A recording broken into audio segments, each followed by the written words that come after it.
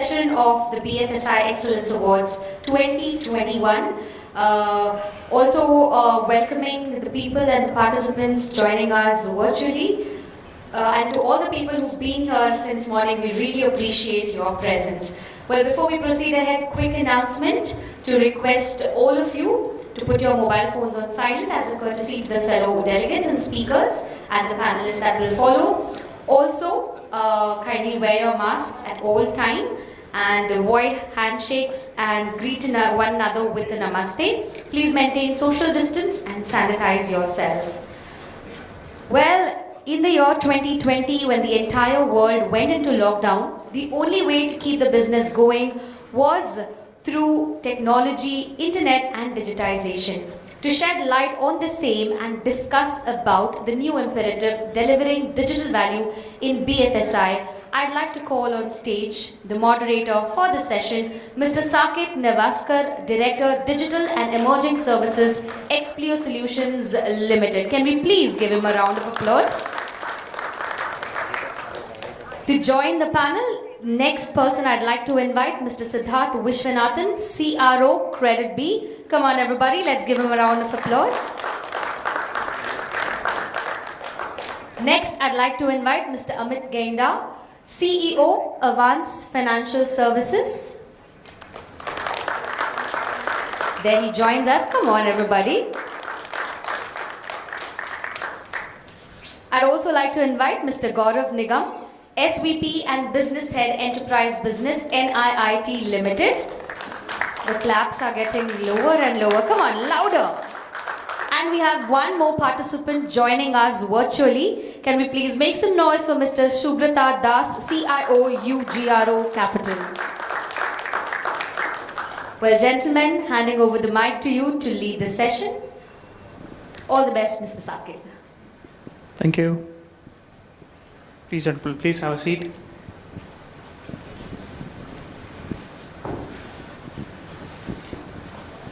So great, quite a sleepy afternoon looks like. Everyone talking about digital, and all of us are more used to having fun with digital rather than sleep with digital. Yeah. Anyways, so this is Saket here. I lead the digital and emerging services practice for Expleo Group. I run digital, DevOps, data, and mobility practices with Expleo. We have sort of 3 offices, Pune, Bangalore and Chennai, and working with quite a few of you here as I got to know today in different initiatives already. Quickly to introduce my friends here, I have Siddhartha here, who is the Chief Revenue Officer for KreditBee, about 10 years of experience in consulting with expertise in market research, taxation, and legal. We have Amit here, CEO of Avanse Financial, more than 2 decades of experience in business building, prior experiences in DHFL and Bajaj Finance also. Online we have Subrata, CIO of Ugro Capital, significant experience in building NBFC business and enabling NBFC business, I should say. And then we have Gaurav here, Senior Vice President for NIIT. Recently he's joined NIIT, previously pure BFSI person with experiences in Max Bupa, Citibank, ICICI, Deloitte. Right? So if I've missed anything, gentlemen, please do introduce any additional points that you want to say about yourself. So starting this conversation, delivering value in the BFSI space, Siddhartha, I would like to start with you. Like, you are sort of a born digital kind of a company, and you have, we would like to know what you went through. Where were you in pre-pandemic, like Feb 2020, and where are you now? And what happened to all the initiatives that were there? Were they accelerating? And as you mentioned, just around the corner, that you manage risk. So how does that happen now with very little data to model? Great. Thanks. Let me start off with the inception, right? The born digital part. Let's kind of get started off with that. So right at the beginning, when we started off in 2018, right, the thought was that we need to do something which is completely automated, lesser dependency on humans, primarily because it can lead to certain biases and human error and so on and so forth, right? So the objective was really to think about it as a data problem, the underwriting of individuals to be a data problem as against it being a financial problem. So that was the inception with which we started off with KreditBee. And I think over there, slowly but steadily, we have built upon a lot of homegrown solutions in terms of identification of the data and so on and so forth. Specific things that might come in voluntarily from the individual as well as a individual as a part of the application form. But some of it can be from the point of view of, okay, let's say, whether the PAN or the Aadhaar is linked or not, and so on and so forth. Certain things which are not directly coming in from the individual, but something that we actually get to know as a part of the user journey itself, right? So the main focus really was to kind of understand the persona or profiles of individuals or clusters of lookalikes. That is how we were kind of thinking about this as the problem right at the beginning. Now, I think this was repeated before as well, right? I think in terms of the growth, we had a great growth. 2019 ILNFS was a challenge. On the supply of fund side, which is where we kind of had to stabilize a little bit. It's not really from the risk point of view at all. But anyways, I think that's how the business goes. Subsequently, what happened is the next pit stop really was the big one, which was our March 24th, 2020, when I think it was evening. Actually, it was my birthday as well. It was probably one of my most forgettable birthdays, or unforgettable, depending on how you think about it. Anyways, at that time is when I think the idea was there was a complete lockdown of India, all in all, right? If you think about it right at the onset, ideally it should not really create any kind of a problem, right? You have complete customer acquisition digitally. Underwriting is getting done. Collections, the way in which at least we structured the collections was through auto calls, telecalls, and so on and so forth. Again, more or less a digital medium. There was basic reliance on offline collections and so on and so forth, but more or less it was limited to the extent that people who are not connected at all, only those guys pretty much came into that bucket. So all in all, if you think about it objectively, and the acquisition channels pretty much again were digital to some extent, along with it being offline, right? So if you think about it, there's no real problem over here, but I think the elementary aspects that really came to the fore was one of the things that you really brought into the equation, right? If you think about it, if you're thinking about the problem as it being a lookalike identification, you kind of have to look at the back data and so on and so forth. And now, ever since March 2020, with the couple of lockdowns which have happened, right? I think the way in which the customers behave has undergone a radical transformation as well. This is what we actually see. Certain examples are, this is one of the things that we were talking about as well, right? Earlier, people, if they really need to buy something, people would pretty much buy the best of the phones or whatever it is which is there in the market and so on and so forth.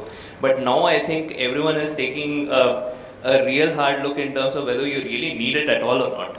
Right? So from the demand side, I think we see that there's a considerable conservatism which has come into the equation. Second thing really is in terms of the way in which people are looking at the payments as well, right? Earlier, if we were kind of thinking about it from the point of view, okay, fine, let us give this individual a lot of tenure so that he can aramse pay it up and so on and so forth.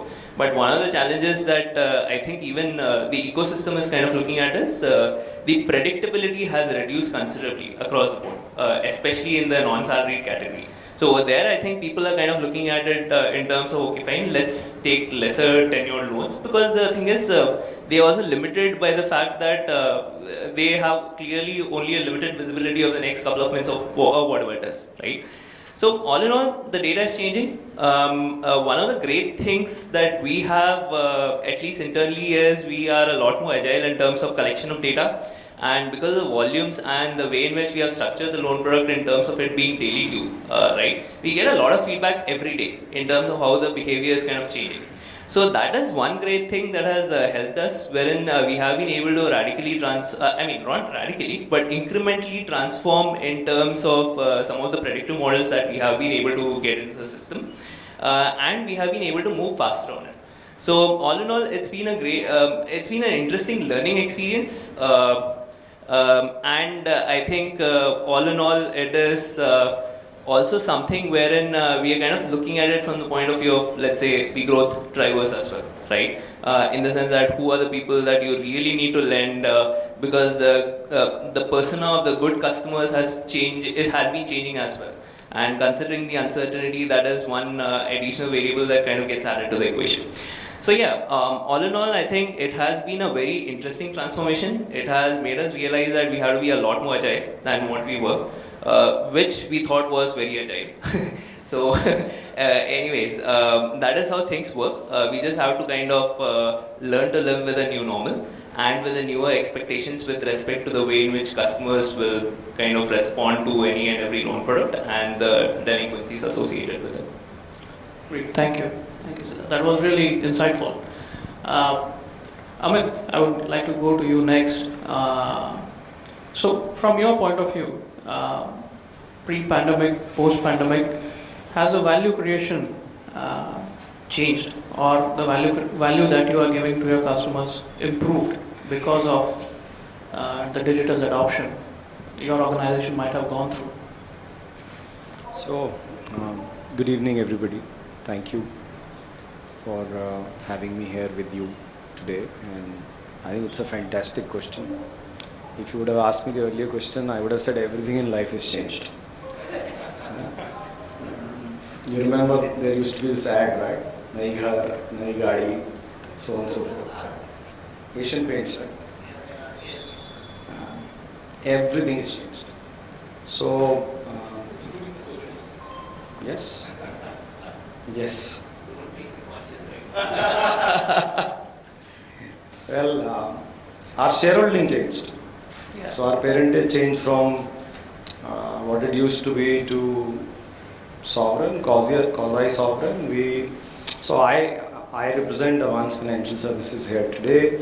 We are a segment-focused, sector-focused education lending company. We are owned by Warburg Pincus at 80%, and IFC has been there since inception. 1819, the whole IL&FS and DHFL debacle. With that, there was serious adversity. In adversity lies opportunity. The senior team and myself stepped up. We are operating managers. We've had no deal experience prior to that. We don't have any founding experience. We've just been salaried professionals doing our bit. We stepped up, came up collectively together. In about 100-150 days, we could onboard Warburg. You can imagine the kind of diligence that was happening. That's incredible. That's incredible. So, as a wise man said to me, the IM process had like 35 possible investors. But fantastic journey, to the team's credit, we could actually get 3 very solid offers. Within the 3, it was very clear, I think it's very clear why would you choose somebody like Warburg. Yeah. We were fortunate enough. Parentage, pedigree, president of building financial services, and beyond, patient capital, a partnership-led approach. So, which is why I said we've got sovereign parentage. We don't have a Indian business house backing, but we have very sovereign parentage. The expectations of the customers have completely changed. I totally agree with you. So we have 3 business segments. We have a digital or edtech business. I know that is what we should be really talking about here. But we've got 3 big business segments. One is the digital edtech customer. So any edtech manufacturer in the country, we are tied up with them. We have 200 ties, close to 200 ties. 2 years ago, nothing existed. 2.5 years ago, we had seeded 1 partnership. Today, we have 200 partnerships. And frankly, if you ask me, without tech, this distribution, this reach wouldn't have been even possible. Imagine the workforce you would have put behind it. Yeah. The friction in the process.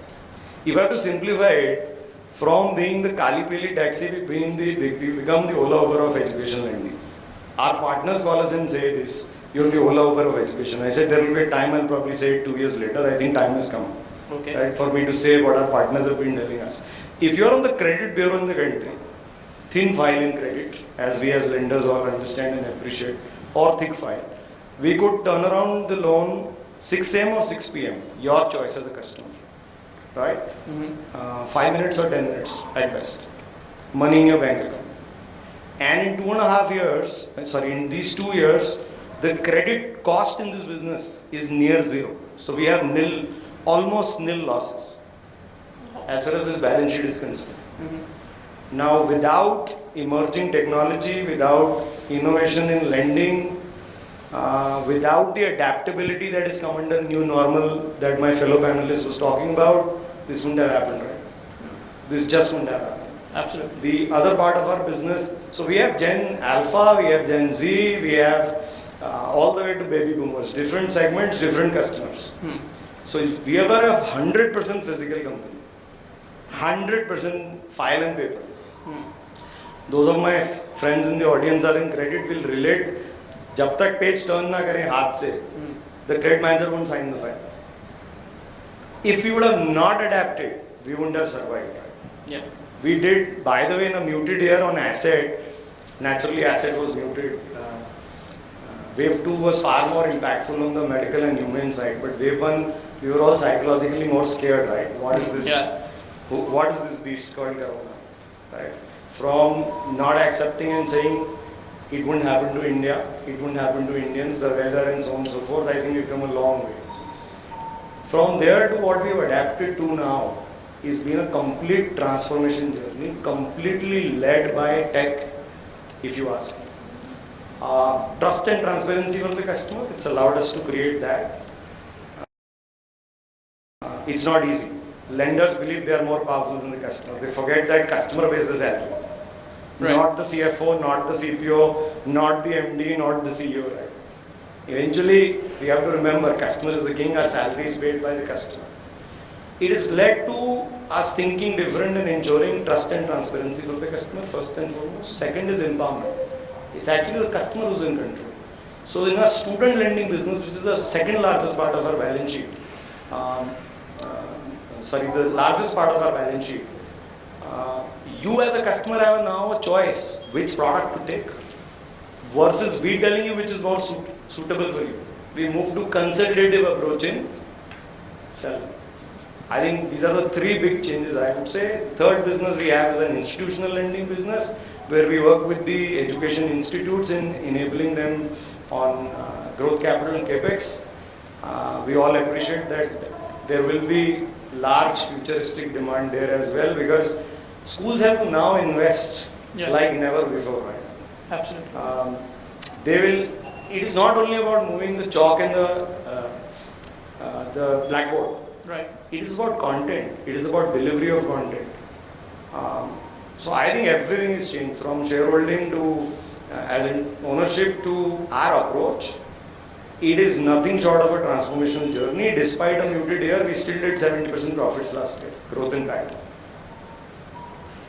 Right. So thanks to COVID, I don't have to do the change acceleration job anymore. Yeah. Great. Thank you, Amit. Thank you for sharing that. Very precisely put all your thoughts. Subrata, I would sort of divert this question online now to you and sort of get your thoughts on how you have gone through this journey. Sure. Thanks, Saket. And I'm thinking physically, but nevertheless very glad to be so that I can be a part of the panel. To share our journey, of course, I think I relate to what I heard earlier, that the journey started with a lot of business. And I think pandemic has been a great accelerator of something that we were trying to do. But let me share a little bit of context of what we are doing here. So at Ugro Capital, here we are trying to solve the unsolved directly in the SME, MSME sector of India through the use of data and technology. So as you all know, credit to MSME is still fairly low in India. Out of the SMEs, maybe 10, 20, 10, 15% considered form of credit, whereas they contribute to a large part of the GDP. And they are second to need the working capital the most because it is essential for their production and the economy. Our focus here is to combine our knowledge and modern technology and to solve this at scale. Our customer is into a wide ranging customer segment. On one side, we cater to the prime business, to our branch, across 9 states in India. On the other side, we also cater to the bottom of the pyramid, where to tier 2 and tier 3 cities who are vertical procurement, where we also have our own 100 projects by the end of this year. So when we are focusing at the wide ranging customer segment, trying to solve this with data and using technology, it is not very easy. Because traditionally, SME lending is a distribution lending, and the method of underwriting that is also that requires a lot of wisdom, a lot of traditional wisdom, deep in the minds of people who have been practicing. It is really not so easy to implement all of that. But that's why we felt that our company, although Ugro is a 3-year-old brand and doing stronger every day, our company has that and our technology and data analytics, we could take a shot at this. And a few things that we have done, I mean, we share, when I go on say that how we have modified for people to and then a few things we have done. First of all, we realized that when it comes to SME lending, one has to look at the borrower through the lens of the industry or their sector or sector. So we are sector focused. We are large SME lenders per sector. We get to 8 sectors and 100 plus of sectors in the 8 sectors. So we understand that underwriting or understanding capital school versus understanding a restaurant or a pharmacy, the retail side, versus understanding somebody who supplies arts to a person manufacturer or supplies specialty chemicals to manufacturer of medicine. Their credit cycle, the nature of business, their demand supply dynamics are very different. So we have to bring the sector level for underwriting. Now how do we do it at scalable way? We decided that we will use data and we developed a scorecard specific to respective sectors. These are credit scorecards we done in collaboration with KreditBee on large data, where we found out a method to classify customers in a structured way into sectors and subsectors. We have filed a patent for this method. This is proprietary to us. We have gone on to the second generation of this scorecard, where data from banking and GST is going to get cleaned. But I'll talk about it maybe if I get a company. On the technology side, from day one of our we have a homegrown loan origination platform, which is capable of producing a 60-minute decision, in principle decision, for as much as a 5 crore secured loan and as high as a 15 unsecured. This engine is an end-to-end efficient system where it is capable of processing P&L balance, the traditional thing of choice. P&L balance is built into OCR and regulatory. But of course, we have found out later, and particularly after that, P&L balance sheet are no more in vogue, but we are moving cash flow system. And there we see all the technology coming into API. 25 APIs are integrated into a platform, where everything starting from a PAN validation or a GST number validation to taking the bank statement information or the GST is coming into the system. So digital increments. And finally, the last one is our scorecard, the proprietary statistical model. Plus the entire policy framework is encoded in that. As a result of which, we could give up this decision within 60 minutes. We had this day one. Now, coming back to the question, how did we work after pandemic? I think two things I would say we have observed, and many other lenders would have observed. Two things we have seen. One, from the customer behavior standpoint. I think customer, and we are looking at the SME segment as our customer. From that perspective, we see the customer psyche and the customer behavior and affinity to use digital means completely changed and dramatically got accelerated during the pandemic and post-pandemic. Particularly SME lenders, where first of all they are understanding that giving more information is a great facilitator of them getting the credit that they need to run their business. In the earlier days, getting formal in documentation is the thing of challenge, and we have for many years we have tried to solve this. But today, post-pandemic, each and every one of our customers have been providing the bank statement of 12 kind of these different. They have understood that giving them this in turn, getting back to them as a benefit by access more affordable in faster time. Secondly, amenity to there is more amenity to that to process and submitting documents for loan application. That is our this is on the customer side. On the process side, I think everybody really has done it. We have also done it. Where we are putting on digital stack together for pandemic, I think the end-to-end digitalization of the stack. And much of it has come with regulatory support also in the way of allowing a video KYC to the physical meeting. Up to even getting agreement instruments in certain instances. So, signing of agreements, all the process that we do on onboarding, particularly facilitated for smaller size, that has become end-to-end possibility. So without the involvement, both at underwriting stage as well as fulfillment of the rules. I think these two things we have seen happening. It probably was always on our vision, but it has come up often. And lastly, I would like to mention that different kinds of distributed so they were in the making, but they have emerged in the food and in the era. May not be necessarily due to the pandemic, but never in the post-pandemic era. The focus is strongly coming back to cash flow lending when it comes to SME lending, which means that rather than taking a snapshot because you look at their business transaction, where they buy, where they procure, in how much time they get paid, and use that information to underwrite the customer, to understand the strength of this business, and to take a decision to give money to that customer. For example, the BFSI initiative, government e-marketplace, where all government offices are supposed to mandate their procurement. And any small businessman in any part of the country can register themselves in the portal and accept an order and get that order. On that moment, you have an order funding capability. Ugro Capital is one of the way funded, and the first person to be live with this platform.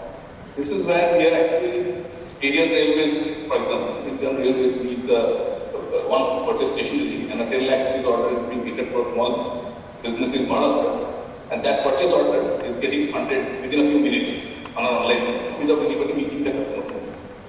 These things are starting emerging, and at the back of this is really strong technology and smart use. I think these are the things that we see happening. We are all in the same place. I think overall the industry is really excited about that. And I think in terms of credit penetration in the sector, we are the last big group, and I feel and everyone would feel like strongly enabled by good use of data.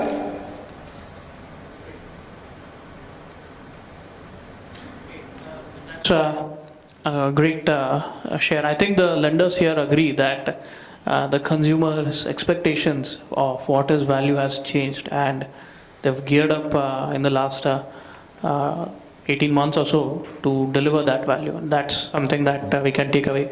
Gaurav, from your perspective as a learning organization, where do you see even you yourself and your customers adopting this change? So I think Amit just started with Yes. that EdTech is not the platform which we should talk about, but then if you ask me, as in, we were on the other side of it, right? We were very happy. I will not say happy per se, but then from a growth perspective. From a growth perspective, let me just put it that way. So any organization, let me put it that way. Any organization which was, let's say, agile, adaptive, nimble-footed, would have genuinely done better, because if they have capacity, obviously. So I think NIIT being there in the education space for almost like 40 years now, and we started on BFSI side maybe 12 years back, 14 years back, Institute of Finance, Banking and Insurance, where we started working with more or less all the banks, NBFCs, and insurance companies, right? So we have been always there. But, so the story is like that. So technically 2019, the EdTech story was less than $1 billion. We are talking about $12 billion by 2025. So that's the growth which people are talking about. And obviously we would want to ride with that growth. Right. right? And the reskilling part of it. See, one is everybody's, and since morning people are talking about digital transformation and everything's happening, and everybody has to go digital. But if you ask me, how do we support, right? Now, obviously you can just directly go digital. At the same time, the people who are working for you, especially in a BFSI vertical, where you have enough and more big spaces, like yes, we have smaller, but then we were talking about the collections, and these are big manpower kind of industries, right? In any service industry. So from that perspective, you have to first of all make those people also digitally enabled. Right? True. Yeah. Now, assuming if I am a bank RM sitting, while yes, the entire thing is portfolio, people are not used to in India talking about, okay, I'm your virtual RM, I can sell you mutual fund, I can sell you insurance, I can do everything for you. Are you sure you can do that? Yes, to a certain segment of customers. But imagine all those HNIs and ultra HNIs which were typically being there. And there's nothing called a virtual selling skills session which has ever happened in Indian domain, right? So the good part is NIIT being, and when this is small in India, frankly, outside India we are very, very big, present in 40 odd countries and all of that. So we were there, the best part, the platforms were there. So we were technically benefited because right from day one when all of this happened, while the customers were not ready, we were ready because we just have to replicate those platforms which are there in US and UK. So we did not take so much time to evolve. And hence, when we work with most of the biggest private banks and NBFCs across, and I think we presented our solutions. Now, a training or a skilling per se was always a classroom-oriented thing in India. We said we can change this paradigm, and it's again a paradigm shift, right? Yes, you can change the student behavior and all of that, but then as an employee, all of us are employees, right? So we would want to, okay, training over the online, let's just see. And then you typically, when you provide that immersive learning experience in that virtual mode, that's where the client really loves it, because that they would not be able to provide themselves. And that's where our experience and was obviously mattered a lot. And we actually have seen across that from one customer to another customer, through the references from those same customers, people are asking that we need to train people, we need to get them certified on the virtual selling skills because that's the need of the hour. You can't replace the sales. Right? But you can replace a lot of processes. The sales individual, and that's what I personally feel, that the sales guys should always be there. You need, and human psyche is that I need to interact before taking any financial decision. I just can't take a decision. It's not a small 10,000, 5,000, 2,000 rupees decision which I'm taking for an Amazon or a Flipkart. For a financial decision, be it a mortgage, be it anything, I would really, and especially if it's a high value transaction, I would want to have a customer interaction in between. And that customer interaction, how to do it virtually, that's what we provided. And I think we did a fairly good job, and obviously the growth, and it continues, right? It continues, and I think that's the model to be. So while yes, when it goes back to the earlier pre-pandemic stage, not much will change. The training landscape, the learning, the reskilling will still hold true, and we will obviously get into it. So it was a good beneficial thing for us in a way. Great story. So we have, I think, 7 minutes. So what I would quickly want to do is address a single question in a minute or so, each of you. Starting with Gaurav, we'll start with you. As business leaders now, looking forward, what keeps you awake in the night? And or it's peaceful now? See, frankly, like we were just discussing, Saket, things have completely changed for us, right? And it is an exponential jump. Right now, and I'm assuming my leaders are going to seeing some of these things, and especially the founders and the CEO. And I should say this in front of everyone, but we are talking about 5x, 10x net numbers. It was always a 15% jump, a 20% jump. Now everybody's talking about that. So you still are awake, while the earlier growth numbers are still happening, right? But nobody is looking at those 25, 30, 40% kind of. That's the CAGR. So I just spoke about the industry, right? So that will keep me awake. How do we get into this? And having confidence that this model is going to stay here forever. It's not going to change back to a pure physical. Well, it's going to be digital for sure, but more of it is going to stay there. So I have my own share of sleep that looks like you're having peaceful night. Yeah. We are folks in EdTech, by the way. Yeah, definitely I see that. No hard feelings. Hey, Subrata, your take on that one? Okay. I think what takes most of the mindset, I would say, is the speed of execution. And I don't think there's too much problem with it. But I would say that today we are, particularly when it comes to AI, ML, digitization, these are the topics of discussion. I think we are still seeing things being implemented for the first time, whereas the maturity and sophistication of method is about to evolve. We are able to see situation where the data access, the method maturity has been combined with the technology, and then that will unleash something very different. But I think time is running out. We are all under pressure to keep up with the demand of the market, keep up with the demand of the customer. So I think doing this, which has not been done, but doing it at a very quick speed at all fronts, I think that is where the focus lies. Oh, it's an interesting problem to sleep with, I think. Yep. Amit? The world is never going to go back to what was pre-COVID. The new normal, life is all about evolution. We've all evolved. There is a new normal.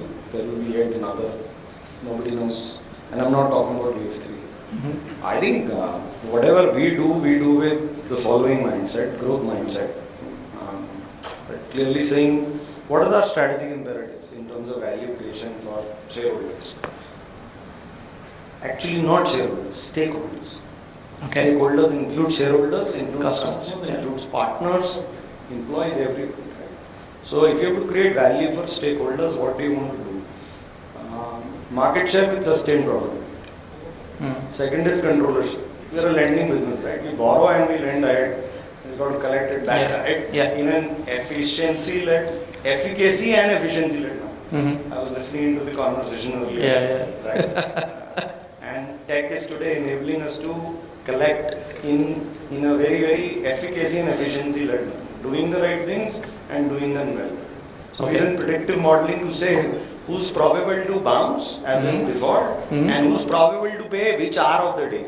Okay. Machines are telling us we should call you at 9 a.m. and call him at 9 p.m.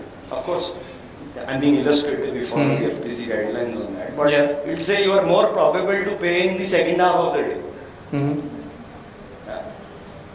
So, growth mindset, 3 strategic imperatives, which is market share with sustained profitability, controllership, last but not the least, customer experience. The next transformation journey, how do you pick the trends for it? What are the early indicators? That doesn't let me sleep. Otherwise, I sleep very well. Wonderful. I'll tell you, February 16th, we were looking at China and we were ordering sanitizers. My CFO came to me and said, people are saying you lost your marbles, you're ordering sanitizers. This is not going to happen in India. Now, as part of our enterprise risk framework, we were monitoring what were happening to our global customers. I was doing nothing else. I was running the RMC and enterprise risk framework. And it was evident.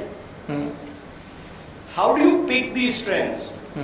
Because these trends will come in every area, Right. If you are able to pick them early on and you are agile, then you can hopefully adapt faster and continue to create stakeholder value. Great. Siddhartha. Few words: evolve, adapt. I think those have been going on, and picking up early trends. Like I concur to that as well. Just to kind of cite certain things, right? Initially, right now, in terms of the way in which we are thinking about the growth and all, we are looking at a lot more collaborative or partnership kind of a model. Earlier, we used to think that, okay, fine, India is such a huge market, we may not need too many partners. So yeah, I think the mindset has changed, and from the tech point of view, it can be a single point of failure as well. Strangely, I think one thing that everyone would appreciate over here while we are talking about tech is, the demand for the techies has gone bonkers, right? So that is, everything comes with its own goods and bads. I think we just have to balance it out and kind of run with it. And you all. Even I don't sleep because of hiring issues. Yeah. All right. Last so- 2 days, Marcus said he's not letting us sleep. All right. So, any questions from the audience for the panel?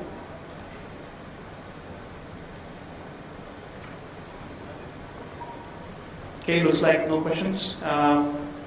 Madam, we are done. Thank you, gentlemen, for the nice interaction. Really appreciate your thoughts. Thank you. Thank you. Thank you so much to our panelists and our moderator, Mr. Saket, for conducting the session so well.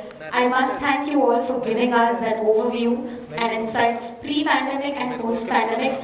And also one very important point that stayed with me was the customer outlook. There definitely has been a paradigm shift in the way the customer purchases and has a spending capacity. So key takeaway I believe is from the internet and social media, we take the feedback, act on it, build a technological ecosystems in a way that it maximizes business and minimizes risks and fraud. Thank you so much, gentlemen, ladies and gentlemen. Can we please give them a round of applause? And as goes the drill, we would like to click a picture with all of you. Kindly step forward, gentlemen.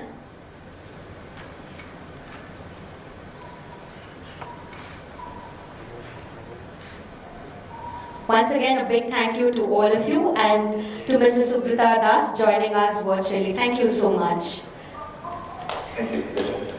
I love this gentleman who's clapping. Come on, let's all join him and give a nice applause for all of you for being patient listeners and for the panelists for sharing their views and thoughts. Well, now, ladies and gentlemen, we shall take a short high tea break of 15 minutes and we will then have our Excellence Awards at sharp 4:45.